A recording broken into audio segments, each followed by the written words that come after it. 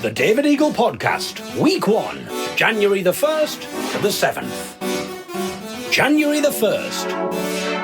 Hello, Happy New Year. Happy New Year. We are back, and by we, I mean myself, David Eagle. And me, Ellie Eagle Spinner. We see we have not lost our touch. Actually, we probably shouldn't be doing that, touching each other during the podcast. We get very excited at the prospect of the recording of the David Eagle Podcast, as I'm sure you get excited as well, my friend. It's the only time we get excited. Exactly. The idea is I'm going to try and record something every single day of this year. However, release it every single week, like an omnibus edition of what I've recorded each day. I think that's more manageable than recording something every day and then putting it out every day. Yes. As it were. So that's the idea. Now, for long David Eagle listeners... Are they tall ones? For those people who have been listening a long time is what I mean, you'll know that in 2016 I did David's Daily Digital Dollop, where I released a podcast every single day. I can't believe I managed to do that because it was a very busy time. We went on tour all around the UK with the Young'uns, my folk band. We went to Canada, we went to Australia, all over Europe, and somehow managed to still do the dolloping, the daily podcasting, and also when we got the Folk Award, while everybody was partying around me, I was sat on the stairs of the Royal Albert Hall, frantically typing out that day's dollop, and then I went to my hotel after the party at about 3:30 in the morning, after winning the Folk Award, of course, my friends, and then proceeded to read the dollop out for the audio version of that. So there was all sorts of situations where it was just so, it wasn't convenient to do it. So I think if I could do it then, I can do it now, surely. I don't know what's changed. I mean, I suppose what's changed is you're here now, Ellie, with your demands. This week, we are going on a mystery holiday. We are. We don't know where we're going. We'll talk more about that on this week's podcast. So the first few episodes, the first few days, will be probably here, but then all of a sudden, you will join us in the airport in Manchester and then to a mystery location, wherever we land. Also, when you say here, that's at home. Yeah. Because people don't necessarily know where we are right now. I assume they probably realise that. Oh, yes, they might think we've really splashed out on a studio, perhaps. We're going to have to get the studio clean now after doing that. But as I say, we do get excited about the podcast. So the idea is, wherever I go, if it's a busy day, I'll bring you with me and we'll do a little report. If it's a slower day, then it'll be in the house. There might be some features. We might bring back cassette roulette, where I go through various cassettes from my childhood that I recorded, and we'll see what's on them. It's been a while since Ellie put her hand in my big box, but she'll be doing that maybe over the course of this year's podcast series. We'll have to find it first because we've moved house. Oh, yes, we've moved house. People may think, I thought there was something different going about the acoustics. Yeah. Also, I'm sure Herbal Tea of the Week, while maybe not weekly, will make a return, maybe on our mystery holiday. Wherever we go, we can sample some tea. Also, I might pepper some clips in from various stand-up gigs and various gigs from the Young'uns as well. So you'll have little clips going in. I might do a few little sketches along the way if something inspires me. We might have some guests, some comedians, some folk singers, some musicians. Folk singers are musicians, I should point out. I just meant of other genres, just in case. I don't want anyone getting angry with me there, going, oh, what you're saying about folk singing. Who knows? We'll just see how we go. Or it may be that by week 5, I've already given up. And so I think that's just a quick introduction. I don't think we necessarily need to say anything else. We hadn't really sort of planned anything. This is just we're still a little bit hungover after the New Year's Eve celebrations that we had. Guests included the Young'uns' very own Sean Cooney. And my mum. Exactly. Yeah. Sean's not your mum. No. By the way, this is, my goodness. JK, steady on. She's getting carried away there. It would be impressive because he's younger than me as well. There's a sort of not only a gender thing, but an anachronistic sort of time thing going on as well. We're still sort of just recovering from that, really. So I think we've done all right, considering, actually. Yeah. You know, pretty good. Yeah, better than a bald head. I should explain. I hate it so much. Ellie doesn't like it for some reason because it's not a phrase. She thinks. And in fairness, this is a phrase I remember from like my childhood, or maybe just from the Young'uns really. But Michael and Sean say something like that. It's better than a bald head, meaning it could be worse. Whereas our version is better than a kick in the face.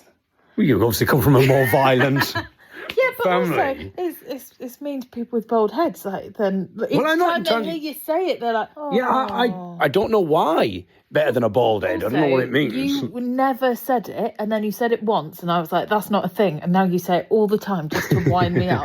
She doesn't because like you know I don't like Well, it. we Googled it to see if it was a phrase, and nothing came up on Google. Not even like on a Facebook forum, or does anybody else say better than a bald head? Either it's a phrase from Teesside, or it's just a phrase that Sean and Michael know, and they went to school together. So maybe it's been picked up from there. Maybe their head was bald, as in their head teacher was bald. So it actually is just in reference to that. I don't know where it comes from, where the etymology is, how far-reaching it is. I'll put something on Facebook at some point, and we'll try and do a bit more research about it. But let me know, listeners. This could be your first comment. Feel free, by the way, to comment on anything you want. Maybe not the first 20 seconds. We don't want your thoughts on that. I've just looked it up again on the internet saying that it's not a thing. You're likely looking for a witty saying about boldness, variation. I'm always looking for a witty saying. Better a bold head than none at all. Bald? Yes. Better a bald head than none at all, said Austin O'Malley. I don't know who that Austin O'Malley is. Bald head? What does that mean? Bald? Oh, bald? What does it mean by bald? It's my accent saying bold, as in no Bald. hair. Oh, so it is a phrase, better than a bald head? No. It's saying better a bald head than none at all. There's no better than a bald head. Better a bald... Oh, but that's maybe where it's come from. Better to have no hair than to have your head removed from your shoulders. Yeah, so that's maybe where it comes from. There you go, that's the introduction. That's January the 1st in the bag, my friends. January the 2nd. You join me in the bath. Well, before we go any further, I'm just going to point out.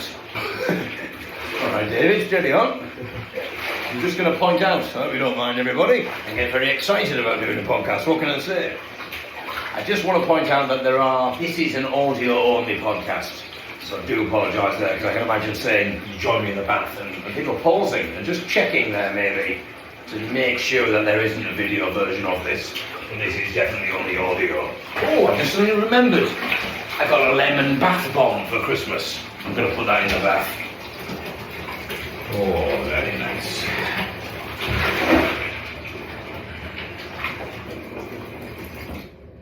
There's a slight problem. I've just put a bath bomb in the bath. But I've got very slippery hands now. Oh dear, my hands are really slippery. Oh bugger. Oh dear. Oh God, I can't get it off. I should probably explain what I'm trying to do here. My hands are really slippery, so I'm now trying to undo my lid off the bottle of water that I have, the metal bottle, but it's slipping and sliding all over the place. And then I tried to put it on my knee to get a bit of purchase. I just lost grip, and then the entire bottle just fell in the bath. So that's what that sound was.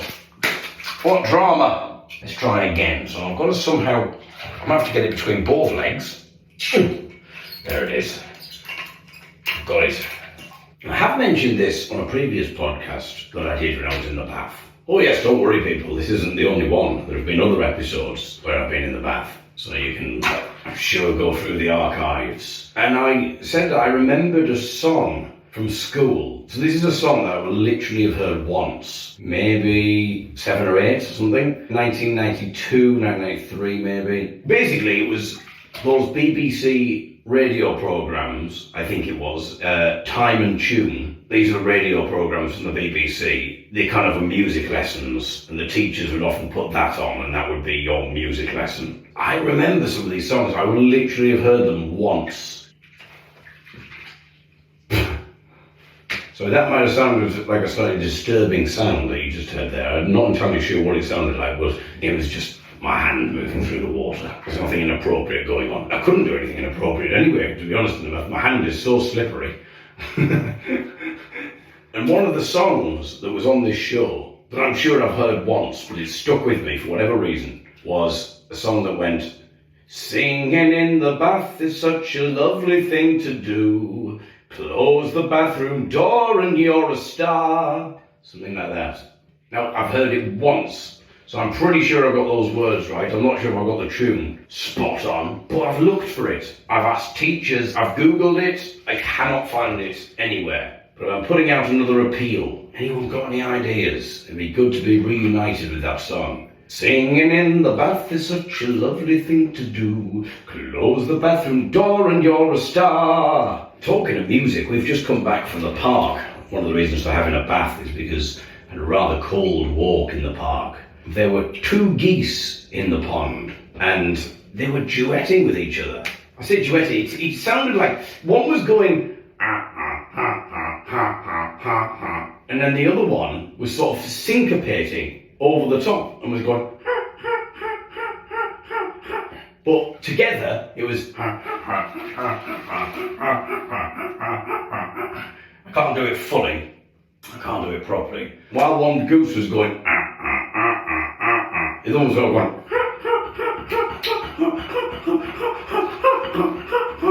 it sounded a bit like a duet between an oboist and a trombone. You won't say would you say trombonist? Trombone player. That's interesting, isn't it? Is it, David?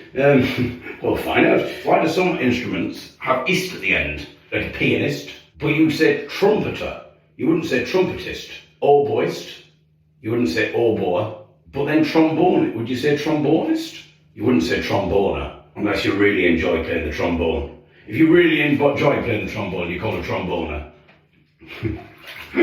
I'd like to imagine that maybe there is something in the theory or the belief that when we die, we go to an afterlife, a spiritual plane, and then we get to choose where we go next on our reincarnation journey. And they'd be saying to God, we don't care what we come back as long as we come back together, because these are 2 lovers. And they're also 2 people who met and fell in love at a brass band rehearsal. You know, they were in the same brass band.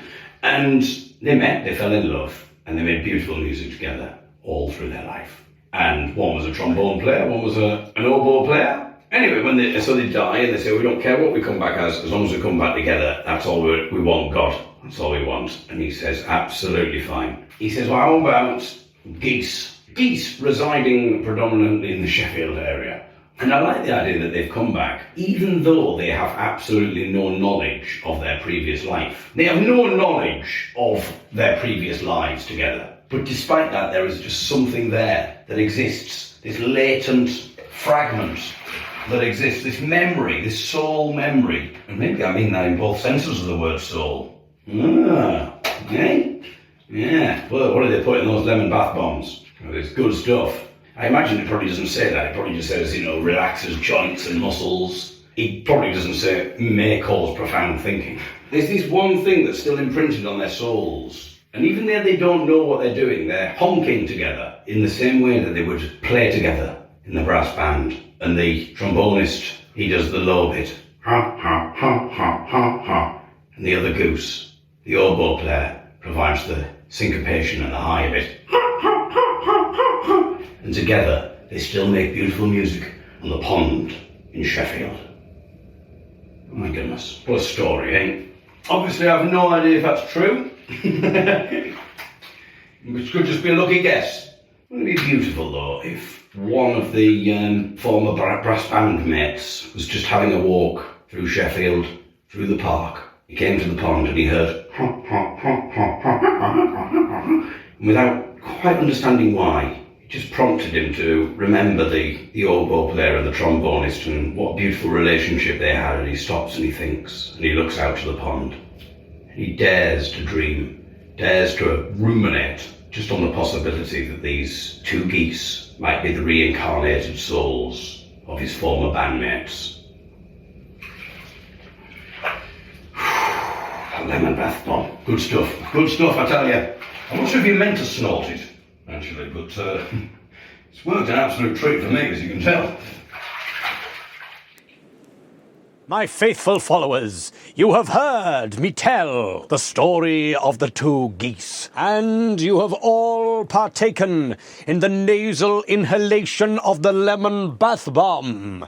You join me, I'm sure, my friends, in a transcendental state of loving bliss. And if for some reason you do not feel a transcendent state of loving bliss, this is maybe a good opportunity to remind you that we do not do refunds. You have paid your money. Already I've spent it on spiritual things, my faithful followers. But the point is, I am sure you have understood the true spiritual message at the heart of this story. That nothing can stand in the way of love. Nothing can destroy love, not even death, my friends. The immutability, the unconquerability, if that is indeed a word, of death. No, sorry, love, I meant to say, love. Sorry, I think it's the lemon bath bomb. It's gone to my head. I meant to say the immutability and unconquerability, I'm not sure if that's a word or not, but I'll say it again, unconquerability of love. The point is, death cannot destroy love. That's my point. Some people say I should write these things down before I say them, but I like to speak from the heart, shoot from the hip, to quote Huey Lewis and the News. That's the power of love. Or even to quote Frankie Goes to Hollywood. That's the power of love. Or Jennifer Rush. Or latterly Celine Dion. That's the power of love. That's my point. That's the power of love. Now, my friends, it is time to take off your clothes. Yes, take off your clothes, my faithful followers. And so that you do not feel ashamed of your nakedness. And in order to avoid any perversions, I shall be blindfolding you all. Rest assured, I will also be blindfolded.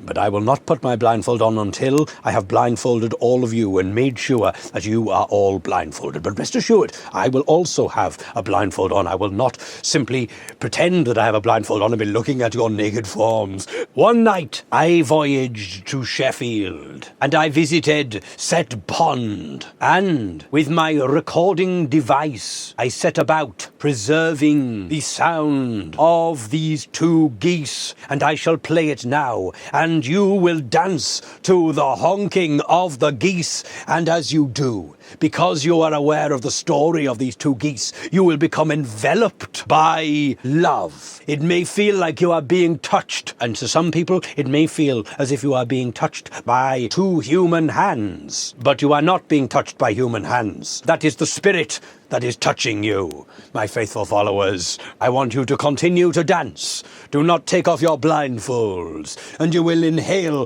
the lemon bath bomb, and you will hear the sound of the honking geese. January the 3rd. From the bathroom, we move to the kitchen. Don't say I don't take you places. Join me as I'm doing the dishes. I've just returned a couple of hours ago from having a massage with my friend Marilla. She does the massaging. She is a qualified masseuse. Is that what they call them? I suppose that's quite old-fashioned, really, isn't it? Genderizing, if that is indeed a word. Gendering is probably the correct term. Whether you need to gender a massager, that sounds a bit archaic as well, so... Anyway, the point is I've had a massage. It reminded me what happened the previous time I had a massage from Marilla, and then the following day I had to call the bank, and they wanted me to go through some security things to prove that I was me. And one of the questions they asked was what my most recent transfer was, and if I could tell them the reference. I said it was a payment to Marilla, and they said, oh, can you tell us what category that will be under? Because my bank splits payments into various categories: family, friends, that kind of thing, services. And I said, well, she's a friend, I said, but this was very much a service.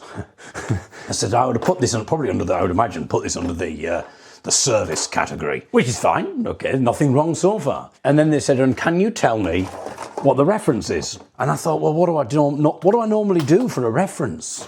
I just generally write something like my body or body things. I don't know why. It's just, might be because I always forget how to spell massage. So I just write body. That'll do.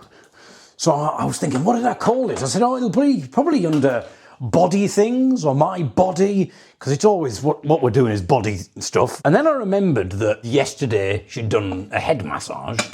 And so I just, partly because, as I say, I always forget how to spell massage. And that's partly, by the way, the reason I forget how to spell things is because, bearing in mind not being able to see, I haven't seen a lot of words written down. I have read Braille, but I don't know whether I've read the word massage in Braille before. I've just decided to miss out the word massage, as I normally do. And for this particular reference, I just called it head. Which I know what it means and she knows what it means. So I suddenly remember, and it still hadn't crossed my mind how this could be misconstrued. So I just went, oh yes, no, yesterday. Well, it wasn't, it was yesterday, it was head. It was head yesterday, that's right. I remember what you did now. There's a moment where I think, brilliant, I've remembered, that's going to save a lot of awkwardness as I have to fail that security test and then try and prove that myself in another way. So I was pleased with myself that I remembered. And then that feeling soon evaporated within a second as I realised how this could be quite easily misconstrued. I think I've got to explain myself quickly. Now, with the benefit of hindsight, all I needed to do was just say, oh, she does massages, like she's a massage therapist, and she did a head massage. So I just called it head. So I tried to explain myself, but I hadn't quite worked out what the best approach was to do that. I thought he's going to think she's like performing sexual services. I need to disavow him of the notion. So I went, oh, I know what you're probably thinking. And I thought I'd make a little bit of a joke about it. So I said, oh, I know what you might be thinking. She's not a prostitute. And then I suddenly thought, no, David.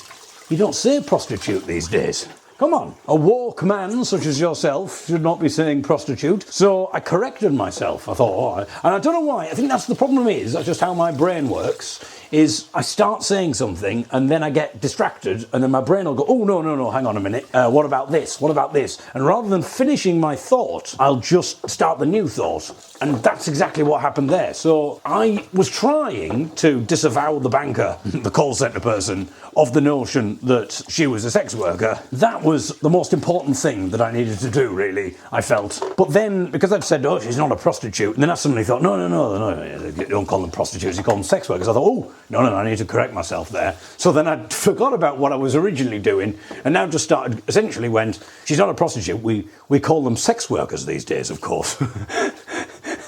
So now, if anything, I've not disavowed him of the notion. All I've done is corroborated his thought that this person is a sex worker and that I've been availing myself of her services. I've told him exactly in what capacity she performed. And for some reason, I choose to put it down as a reference. Like, rather than, I don't know, just calling it something discreet, I label it with the exact service that she performs. Basically, if you think about how the conversation has gone so far, he's not really said anything. He just said, have you got the reference? And I said, oh yes, it was definitely a service that she performed. And then I said, yes, it was head yesterday. And then I've gone, now I know what you might be thinking. She's not a prostitute. We don't call them prostitutes these days, we call them sex workers. So at this point, I still haven't told him that she's not a sex worker. So then I've tried to explain. I say, oh no, she does massages, like just standard massages. And she did a head massage. But by this point, it just sounded like I was clutching at straws now. I was just trying to come up with a defence.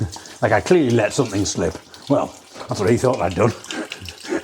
After all that, because he'd said what was the last payment that you'd made, and I had assumed it was that payment to Marilla for the massage. And after all of that, there was a bit of a pause, and then he said, well, actually, that wasn't your last payment. He said, that was your penultimate payment. Can you remember what the last payment was?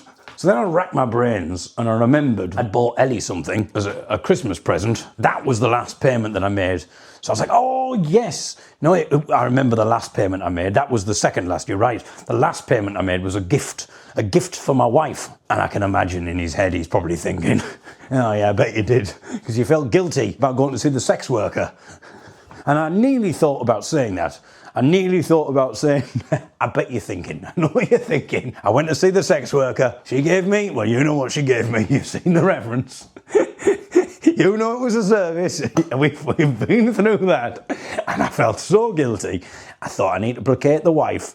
I bought her a present. Oh, actually, that reminds me of another time that I got a massage. Me and the person who was doing the massaging, we were having a lovely chat. We were just getting on really well. And then the massage, he went to my lower back. So we were talking non-stop for about half an hour, 40 minutes. And then he got to my lower back and the conversation, it just stopped for whatever reason. I don't know why. I think we essentially stopped talking about what we were talking about. And I wasn't really worried about it. I was just enjoying the massage and wasn't massively self-conscious. And then I realised I hadn't talked for about 5 minutes. And I also realised that this happened to just coincide at the moment that essentially he'd gone to my lower back, and he was essentially on my buttocks. And he was massaging around there. And I realised that that's when I stopped talking. And I suddenly became self-conscious that he might think that I deliberately, I'd zoned out of the conversation because I was really enjoying the backside massage. Enjoying it more than I had enjoyed the other bits. And so this is why I wasn't able to focus on the conversation. And so I'd stopped talking because I was like, I really want to concentrate on the backside massage. And so I thought I need to, let's stop this being awkward, I thought. And to be honest, it probably wasn't awkward in the slightest. I assume there was absolutely no awkwardness as far as he was concerned. He's used to massaging people. For him, this is not a sexualised thing. He's probably used to people having a conversation while being massaged, and he's probably used to people being silent while being massaged. There was absolutely nothing unusual about this to him at all. But in my head, I thought, I've got to just let him know that this isn't awkward, because he might be thinking something's going on here, which seemed like a rational idea in my head, which is why, after having not said anything for 5 minutes, I said, I just want to point out, by the way, that the reason I've stopped talking, I'm aware that I've stopped talking at the exact moment that you started massaging around my backside. And I just want to point out that that's not the reason I stopped talking. I don't want you thinking that I'm enjoying this more than I've enjoyed the other bits of the massage, and that's why I'm not talking. So I just want to make sure you know that. Until that point, he probably wouldn't have even assumed that that was the case, that I was enjoying the massage so much that I'd stopped talking because he was now massaging my backside. But now, having said that, I've put the idea in his head, and essentially went, oh, okay. And sounded a little bit nervous. Yeah, we didn't really talk much after that. January the 4th, we have arrived at the Ibis Hotel, and we've just gone into the bathroom. I say we've just gone in the bathroom. So we really know to celebrate. But anyway, enough about that. Ellie's just giving me a little backside massage. As we go into the bathroom, there's a rather odd sign that says... It's on the hand wash. It says, wash it, dry it, smash it. So I don't know what that refers to. What are we smashing? What are we smashing? I don't know. Does it not give any example? No. Well, and also you can't turn it round because it's one of those ones that's screwed into the fitting. Screw it. Screw it, smash it. But why smash it? I think it just means just smash it in general, smash life. You smashed it. You've smashed cleaned it. yourself. But it does sound a little bit like it's just suggesting that you have aggressive sex. Or that you're smashing the sink after you've washed your hands. Yeah. A kind of a hygienic version of Bop It. Yeah. When we arrived here, though, we had to fill out an extra form. Yeah. Because I was disabled. Yeah. I still am disabled, obviously. Yeah. They don't have a faith healer on site. It said, for getting around the venue, do you require... And then you had some choices. A cane or a dog. Because the way it worded it almost suggested that would they give me one of these things? I said, oh, yes, I'd require a dog. Thank you very much. I'll take a free dog. We have been to a Turkish restaurant. Yes. And I have had lots to eat. And I hadn't realised quite how much. I managed to eat it all. You did. You helped me a little bit, but I hadn't quite realised how much I'd had to eat until at the end. So I had baked halloumi with flatbread. Then I had a mixed grill. Shall I just describe, I've got it in front of me, what your actual order was of the mixed grill. So it's a lamb adana, a chicken sheesh, and then 2 lamb chops with your flatbread, chips, grilled tomato, tzatziki, salad, and lemon. And there was there was lots of tzatziki as well. Yeah. Tzatziki, to paraphrase the Kinks, tzatziki here, tzatziki there. Oh, God. There was a family of 3 sat behind you, and 2 of them were slightly elderly ladies, and one of them asked the waiter about that, and he said, oh, it is very large, it's probably best to share for 2. Which he didn't say to us. He didn't say to us, yeah. So, but maybe he thought they just didn't have the appetite for it. And then apparently we were sat next to a rather interesting woman. So there was the... This is a moment where Ellie was about to tell me the story. Oh, no. And when I thought it had a modicum of interestingness, I said, save it for the podcast.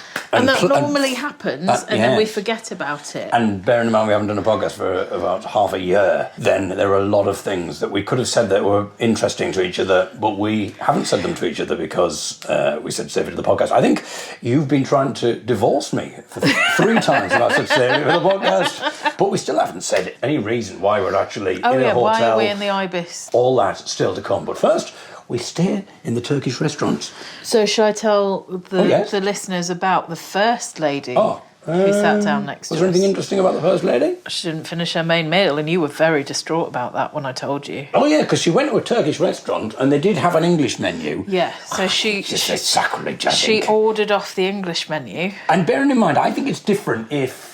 mildly acceptable, I think, if you go out with a number of people and you really don't like that cuisine, but you know that the people around you do, and you think, okay, well, at least they've got an option for boring me. At least that's there. You know, like, I think that's acceptable. She was by herself. Yeah. She actively chose to go to a Turkish restaurant. Bearing in mind that the Ibis is... They advertised it as doing English... They do the curry, the burgers and the pizzas. Yeah. And didn't they say there was another... Oh, the Holiday Inn, they were serving... He just described it as English pub food. Ridiculous. So she ordered a meal and it was like a sandwich with some chips and salad. Could you tell what kind of sandwich? I wasn't looking at her food at that point. But yeah, but it wouldn't have been a Turkish sandwich. It wasn't a Turkish sandwich. It was from the other menu. The waiter came over and sort of went, "Oh, are you done now?" in a slightly confused voice. And she said, "Oh, yeah, I'm finished." Because she'd left nearly all of her chips and all of her salad on her plate, so she hadn't really eaten a lot of it. And then she ordered a chocolate brownie. Yeah, which I was very surprised about, but she ate all of the chocolate brownie. This is an American woman. And I did say, and I'll be honest, well, there you go. That's very much a typical American, which I feel a bit bad about because... Sorry, American There listeners. are brilliant American people, obviously, but I think America is I think a lot of Americans would understand what I mean by this, but I think it's the only kind of culture now, in a way, the only country you can actually have a go at. You can take the piss out of like, a bit you more. can't really do it with a lot of other countries. You know, you wouldn't kind of go typical Indian or typical Chinese person or something like that. You know, whereas America, for all sorts of reasons, but I suppose also do have that kind of reputation. Not all Americans, as I said, but... Anyway. So she left and then another lady came and sat on her table. She had her drink delivered and she took a sip of her wine and sat back in her chair and just went, and it was like, oh, yeah, you might do a little, and relax noise, but it was so loud and so obvious. Anyway, we are going on holiday, but we don't know where we're going. We're off on a mystery holiday. We have signed up with this company where they basically sort out all the accommodation. They tell you what time to get to the airport for, what time your flight is. We don't know where it's to. It will be revealed, I think, to you, Ellie. Yeah. You have a package which says where we're going. Yeah. You can open that tomorrow. Well, you're allowed to open it well, before. I could open it at any time. Yeah. It's just in my bag. But also, they will email us a copy. So you're going to open it at the airport. Yeah. And that's the first time you're going to know where we're going. Yes. Now, that's the moment where you would maybe expect, listeners, that I would also know where I'm going. But I am going to try to not know where we are until we're there. That's my aim. So my aim is to, every single time they go, and welcome aboard this flight to, I put my hands over my ears. All the boarding announcements, I'll put my hands over my ears. I'm going to see if I can avoid any announcements and hearing where we are until we get there. January the 5th. We are now at Manchester Airport. Ellie has in her hand an envelope. Hopefully she's picked up the right one, because this envelope has all the details that we need for where we're going, including our boarding pass. So I'll let Ellie open it and then we'll get her reaction. Your journey matches. Okay. And then there's some pictures. Oh, so do you still know, and not then know? it says at the It bottom says where the it place. is. But I don't know where the place is. Oh. Okay, that's Ellie's reaction there. Oh, okay. I suppose we better actually go through security. So I'm going to stop recording because it would be quite weird. Probably. I don't think you're allowed to. Yeah, you're probably not allowed to. So in an interview with the security guard while being frisked. and to secretly enjoy this frisking, my friend. I don't want you to know, I know you've been frisking around my backside for quite some time now, and I haven't been talking, but that's not because I'm enjoying it. Let's find out where we're going to. I'm going to try and not find out until the moment we arrive. Oh, they've got a Sunshine Coast iced tea, which is ice cold chamomile and green tea with mango, lime and fresh mint. That's not security, by the way. We have now gone through security, just in case you're thinking, my goodness, security's really stepped up its game here. I'm assuming you heard what Ellie said. Very much, as soon as I started recording, she was on brand and mentioned a tea. Yeah. Very fitting for a podcast, for the David Eagle podcast. We managed to get through security. It was very smooth, and I had to do a foot scan. You had a body scan and a foot scan. I didn't get anything. You got body scan? All right, but they didn't touch me. No. It was when you stood in the thing with your arms out. Oh, right, and they okay. said you have to put your arms down a bit. Oh, they didn't touch me. Unbelievable. No, there was a point, though, where the man was about to tell us where we were going, weren't we? He was checking. Oh, yeah. He said, are you on the flight for... Yeah, and so now the this... woman he put through first, he read her boarding pass and said, you're going to there. Yeah. And I said, he doesn't know where he's going. Anyway, so we managed to get through the whole of security without finding out where I'm going. Thank you. Thank you very much. Cheers. Both Ellie and I have ordered a coffee. I hope you don't think any less of us. People shouting Judas. Okay, we have made it to the gate. I still do not know where we are going. We are at the actual gate, waiting to board the plane, and I've managed to so far not know where we're going. We're sure you can't wait to enjoy your holiday, but for now, you must stay seated and buckled up until the captain turns off the seatbelt sign. Thanks for flying with us today, and from all of us, have a lovely holiday. Thank you. Thank you very much. Thank you. Oh, thank you. We managed to get on the plane. I covered my ears every single time there was an announcement. I managed to avoid knowing where we were going, and we sat down on the plane. I thought this could be achieved. It might happen. And just as I thought that, the lady next to us turned to us and said, "So, have you ever been to Marrakesh before?"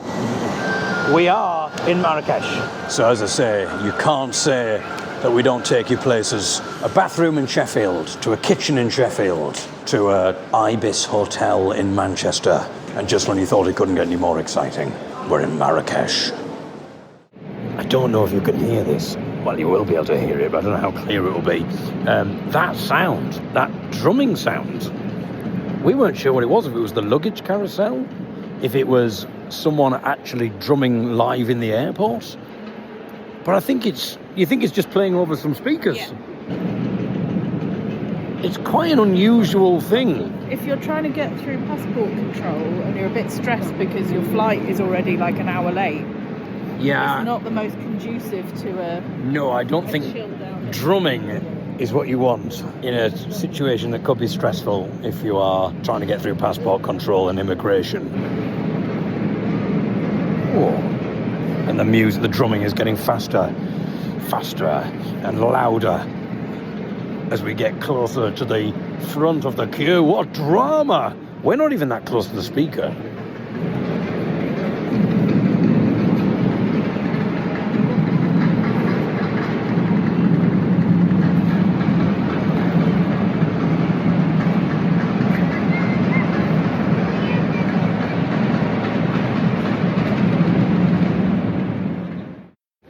Okay, well, we've come outside of the airport now, and there's a lot of smoking going on.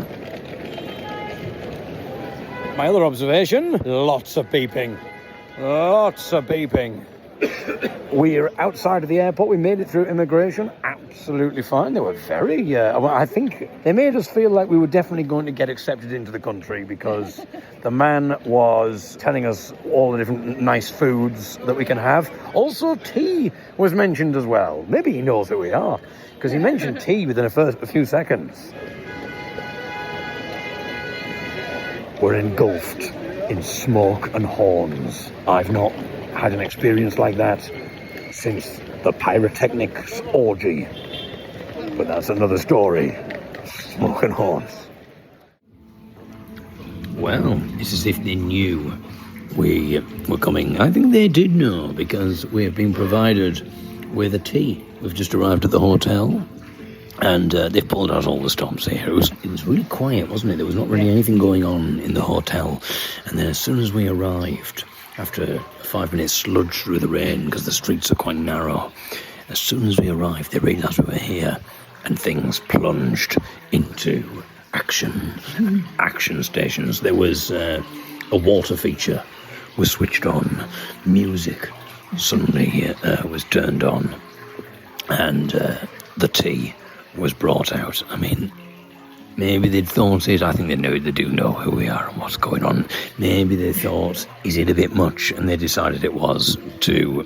As soon as we arrive, the water feature comes on, and then the music comes on, and it's the herbal tea of the week jingle. Maybe they thought that's going a bit too far. So we've been given a tea, some kind of Moroccan tea, I assume. Yep, Moroccan tea with mint. I'm not getting much of a smell. No. But the taste is very strong, lovely and minty, and a lovely bitterness, would you say? Yes. So like a tannin thing that you get. Very nice indeed. But it's nice to leave the smoke. Oh, yeah. So it does say in the guidebook that a lot of people smoke here. I'm all for soaking up culture, preferably not at the expense of lung cancer. So there's lots of different food things. There's a baklava stand to our left. There's clothes shops. There's a sweet shop. You could get some studded belts that were very popular in 2005. There's another baklava stand. They like their beeping here. They do. What sort of things can you smell, David Eagle? Meat Yes. and maybe some sort of ovened bread. Yeah, it's barbecue type stuff. Yeah. There's little shops that are essentially holes in the wall selling things like Pringles. Pringles? Yeah. What? Got various bits of meat to our left, raw meat, legs and stuff. I like the idea they've got all these sort of authentic local meat stalls and things just on the street, and then you've got just some blokes selling Pringles. So it is quite strange, all the various little pop-up shops that exist. As we mentioned, there was a one selling Pringles, and then we found another one around the corner, and that was selling Monster energy drinks. And it just seems like they've just found a niche. I don't know why. Maybe there's some sort of trading standards thing or something. It's like for fair competition that they have to kind of go, you can only sell one energy drink. Someone goes over and knocks on the... Well, if you'd have to knock on the wall, do you presumably just... I mean, to be honest, everyone's just shouting at you. We've just constantly been... I was going to say being hectored. And I suppose we are sort of being hectored by all these stall holders, these markets. We got offered down the stretch of, about 5 minutes. We had about 3 or 4 people trying to sell us knockoff football shirts.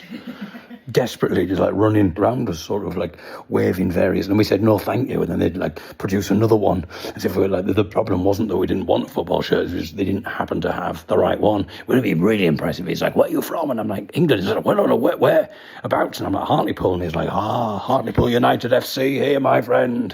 I probably would buy it if he could do that. But yeah, it's very strange that you've got all of these just little tiny hole-in-the-wall shops, and someone will just pass you some Pringles, and someone knocks on the door and says, for the Monster energy drink, excuse me, sir, have you got any Red Bull? And he says, no, that's the bloke down there. I'm only allowed to sell Monster here. Just a little observation there, and we'll have more observations. I say observations, I have no idea. I'm just giving observations from a blind perspective here, and things that Ellie tells me. And to be honest, he might have sold other drinks other than Monster, I don't know.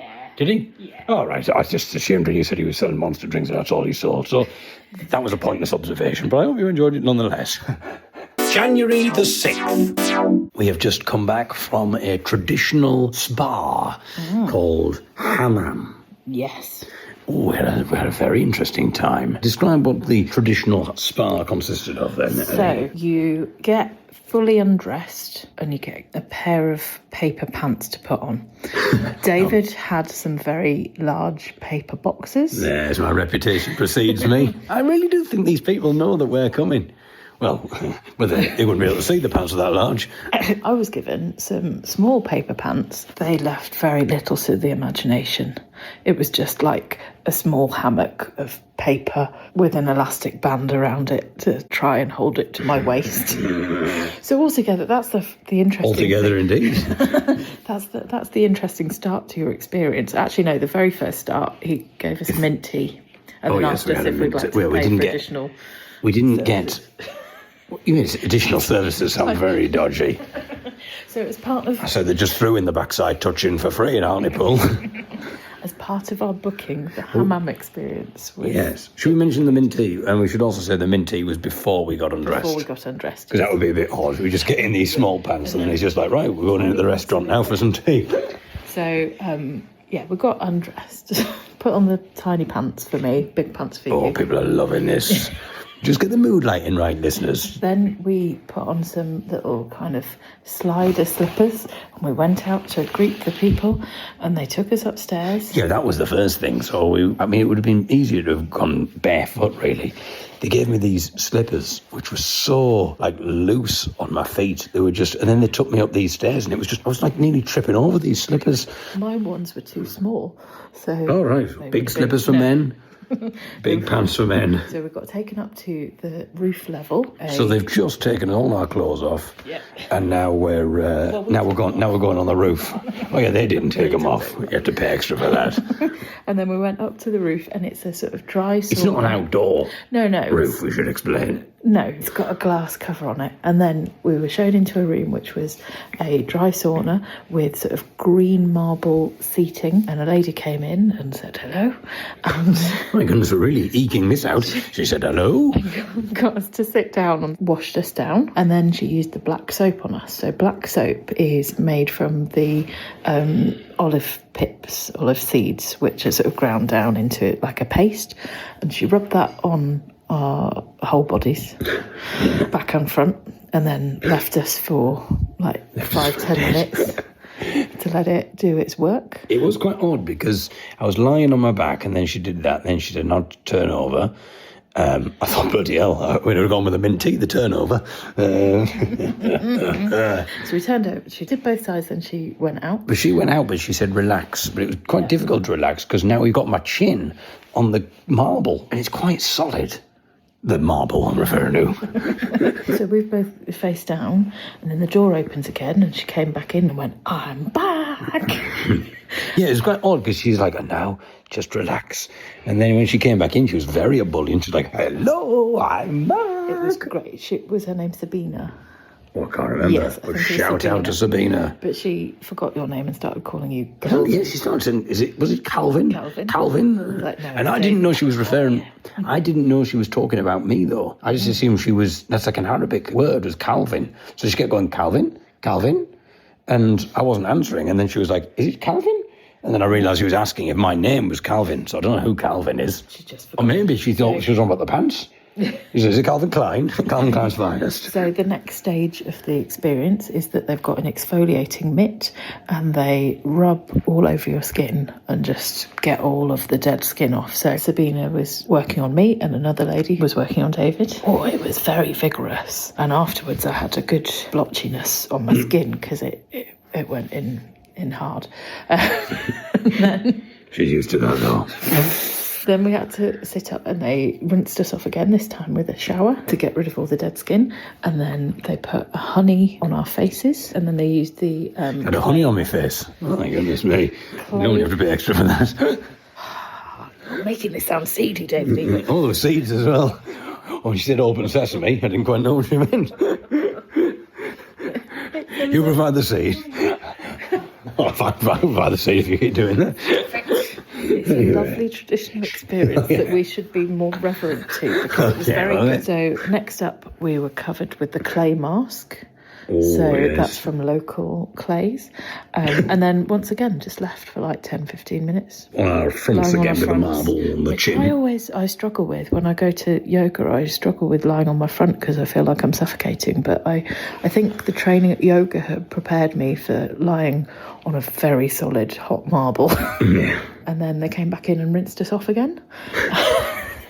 And then showed us outside to a little sofa where you had to cup your hands and they poured some rose water in and then you had to rub that over your hands. So it's quite over your face. So we've had honey on our face, and now we've had rose water on our face, Ellie. We're one step away from baklava. We just need some pistachios. So yeah, we could be a human baklava. All we need now is the nuts. I'll provide the nuts, don't you worry about it, love.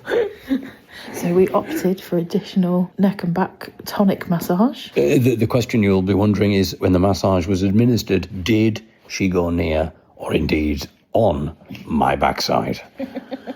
Drum roll.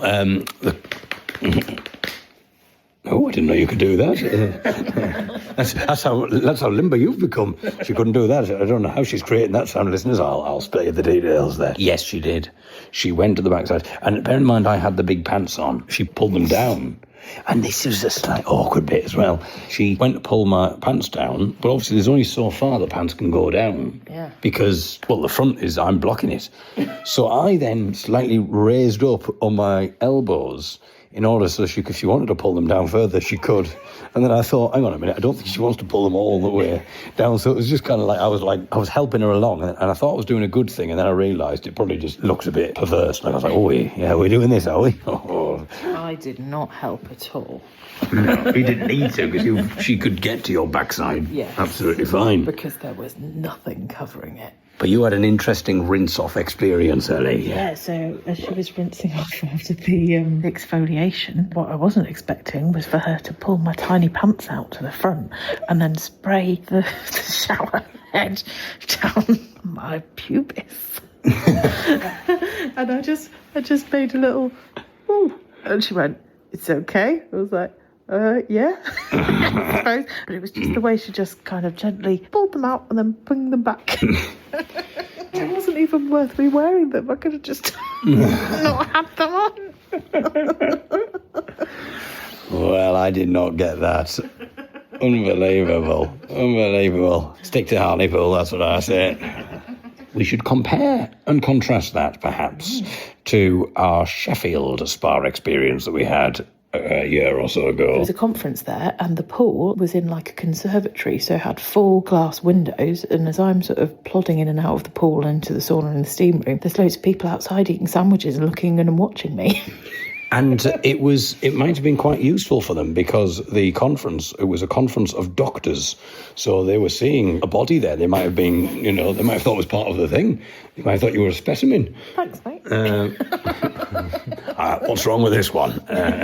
So we had a lovely massage and all's fine. And there's all this new age music and stuff, as usual, the panpipes and the flutes and all that. I was going to say all that jazz, but obviously not that. And then there was just someone scatting over the top. That was very weird. And then it was time for lunch. And we went to the room where it was meant to be on. And we walked into this lovely plush carpeted room. And the tables are all set out lovely. And there's candles and stuff and lovely lighting and the smell of incense and essential oils or whatever you can smell, and the music is playing, and it just feels like it's a lovely relaxing place, and there's only us there. And we sat there for about half an hour or so, didn't we? And nobody came. And no one came through. And we thought, what the heck's going on here? And we thought... It was the bit in the brochure. It was the place in the brochure that showed that that's where you go for the meal. And when we checked in, they said that's where you go. So we've been sat there for about half an hour. And we thought, well, no one's coming through yet. Sign of anybody else. So we went back down. They were like, oh, no, we didn't go back down, Ellie. Oh, no. You were going to go back down, but the problem is, because we were wearing our bathrobes, and to go down, we would have had to have gone through all the doctors and stuff and paraded round again. Yes. And so we thought, well, rather than going down, we'll ring. So we rang the call centre, at which point then we got some on-hold music for absolutely ages, and we were on the phone for a good 5 or 10 minutes, and eventually someone answered. We explained the situation, where we were, and they said, oh, yeah... Oh, no, it's not there today. We're not doing it there today. Not doing it. Like... And they said, oh, it's downstairs. In the bar. In the bar area. So we went down in the bar area and we went down the stairs and we left behind the new age music and the lovely carpets, and now we're just in this kind of bar reception area type thing. And we had to order at the bar, and they said, oh, well, you can sit over there. So we had to go and sit next to the door to the toilets because most of the bar area was taken up with this conference. So as well as having the swing door to the toilets to our right, on the left, I could see what was going on in the conference. Yes, the doctors had now finished eating their sandwiches. They'd had a little chat about Ellie and what they thought. And now it was our time to witness the doctor's presentation. And just as our food arrived, this was when the presentation began. And what was it? It was a demo of laparoscopic surgery tools, and they had quite a lifelike doll that they were working on. So they were removing spleens and pancreases through keyhole surgery right next to us. So I would say compared to... That's a traditional Sheffield spa experience there, if you want to just compare and contrast. January the 7th. We've had a guided tour around areas of Marrakesh. The tour guide was very nice indeed. It's interesting as you go walk around. I don't know how people are working out that we're English. Chance their arm. Talking of chancing their arm, we have a story of Ellie being sort of mildly assaulted, I suppose, and then having to pay for the privilege. I'll come to that a little bit later on. Oh my goodness, have you been on a course, David? A podcasting course? No, these skills, building tension, and pushing and pulling the narrative, it just comes innately. But as you walk down the streets, they will shout various English phrases at you, which is quite strange. I'm on about, when I say they, I mean the market people who are trying to get your attention. And it's just random English phrases. Just people shouting things like, lovely jubbly, or see you later, alligator, just for no reason whatsoever. Just like, I don't see why that's going to make you stop. You're going to hear someone shout lovely jubbly and you go, oh, hello, my friend, and just buy their product because they've learnt a meaningless phrase in English. But it makes you wonder how they get these and if they really understand what they're saying. Like, is there a handbook? Do they do it by internet forum? Are these things just passed down? Has someone taught them this? I have no idea how it happens, but I don't know why people are just shouting out random things like see you later, alligator. But it's very strange. But the tour guide, he got onto talking about the various things that you could get at the market and the spiritual things. And he suddenly said, oh yes, and there's people who can cure you. There are faith healers, so people come there and be cured if they have psychological problems. They can cure disabilities and things. So we then said, oh, well, brilliant, maybe I should go and see the faith healer.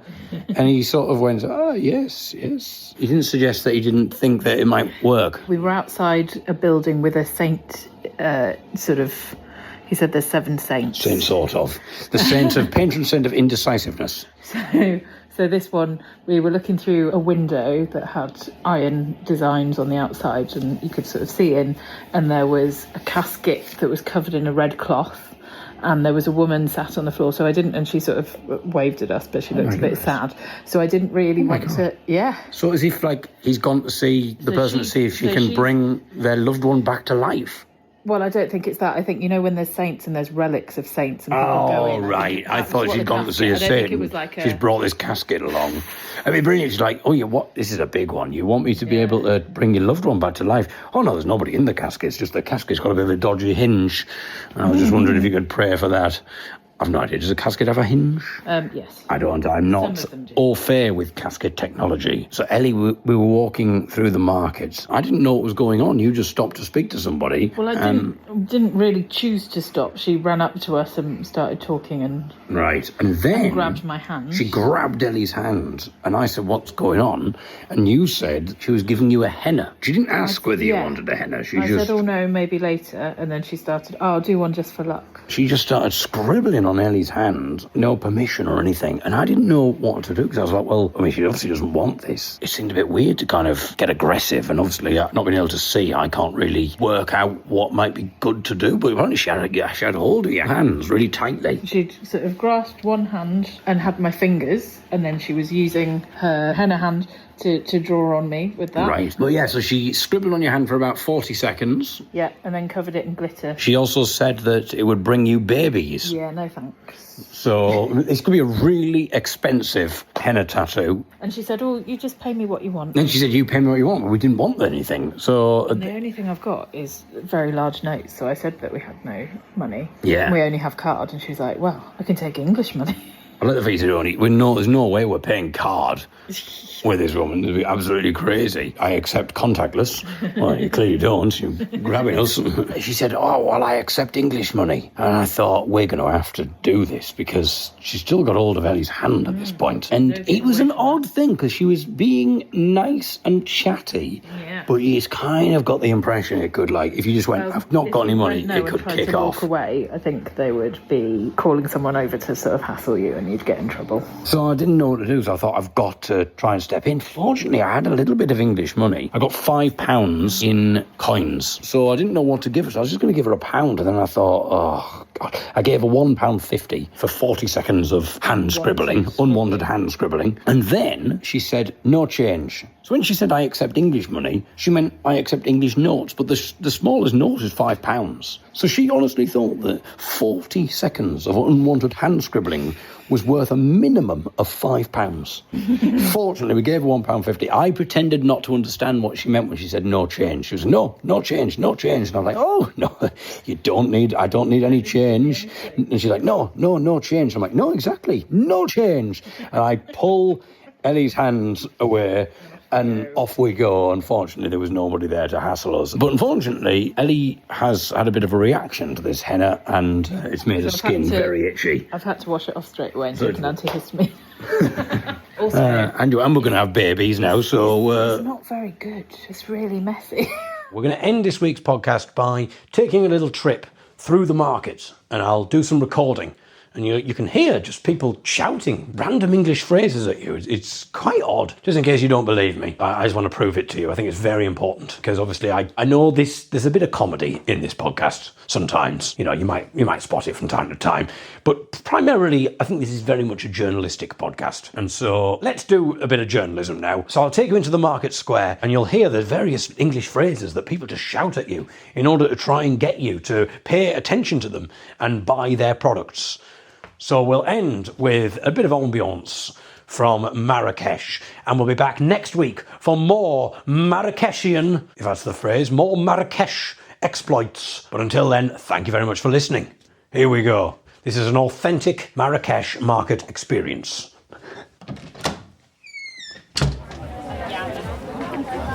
Sir, please, don't do anything I wouldn't do. Don't do anything I wouldn't do.